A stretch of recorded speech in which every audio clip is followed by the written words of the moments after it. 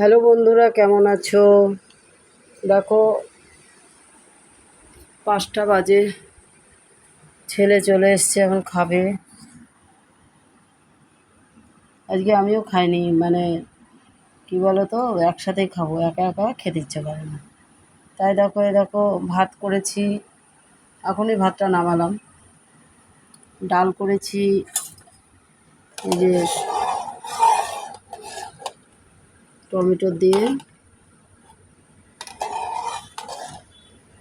ডাল করেছি।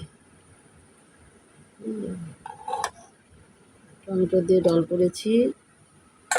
তারপরে দেখো একটা চচ্চড়ি করেছি, আজকেও একটা চচ্চড়ি করেছি।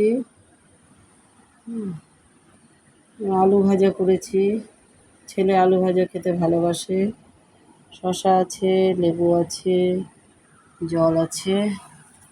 তাহলে দেখতে থাকো, সুস্থ থাকো, ভালো থাকো, খুব ভালো থাকো।